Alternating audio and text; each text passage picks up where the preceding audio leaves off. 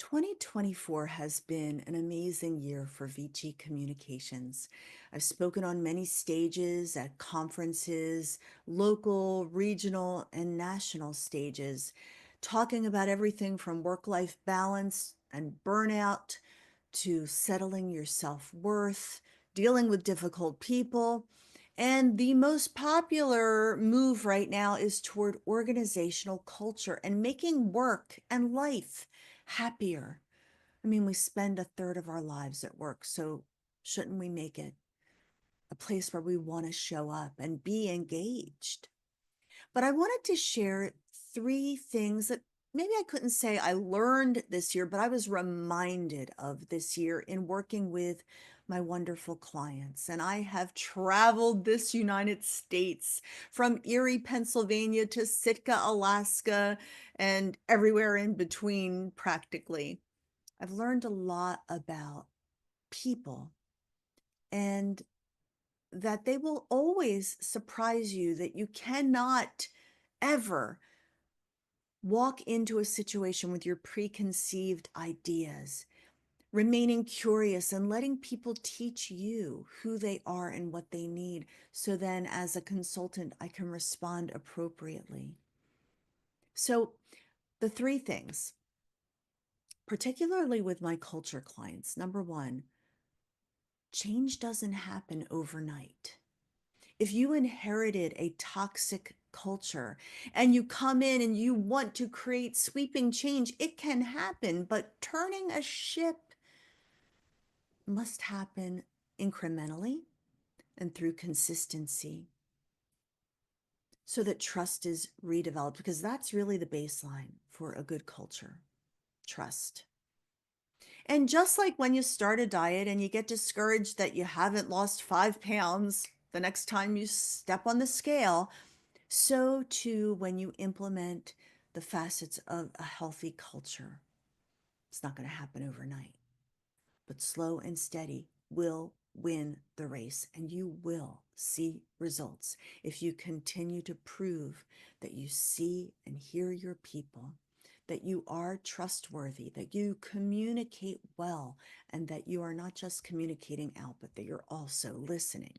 So, one, change doesn't happen overnight. The other thing I was really and truly reminded of is everything rises and falls on leadership. You may have some really good people dying on the vine, but they are ready to walk out that door because they have bad managers. Maybe people that feel entitled just because they've been with your organization for 20, 30, and even 40 years. And then you come in and try to establish core values, which are the centerpiece for coaching and praise, and they dig their heels in and say, we're not having it. And what I always say is, don't let the door hit you. Because you can either fight against change or you can be open hearted and embrace it. And the leaders that are constantly learning, growing, willing to embrace new ideas and consider that they may have been wrong, oh, they're the best ones because they lead people in a way that creates trust and openness. They don't come in saying, I've got all the answers. They allow people to shine and use their gifts. So that fosters innovation and creativity. Everything rises and falls on leadership. And don't be afraid to take a hard look at your leadership team and coach them.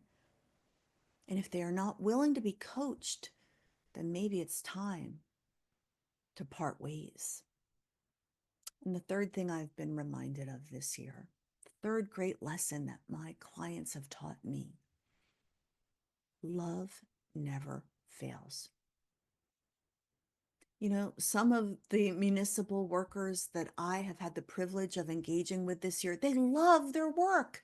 They love serving people. They are public servants, but you can serve with grief and pain and obligation and angst and resentment, or you can serve with joy. And those that love their work, that love the people they work for, that love their cities, their communities, their corporations, their organizations, when you foster love, it never fails.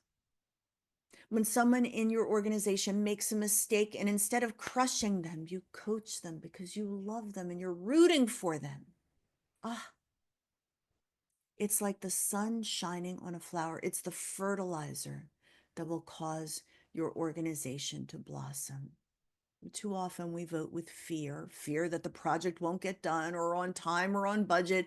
We fear so many things that we micromanage and we don't let people bloom and flourish. So change doesn't happen overnight. Everything rises and falls on leadership, and love never fails. 3 great reminders that have empowered me to serve my clients well in 2024. And I look forward to much more in 2025.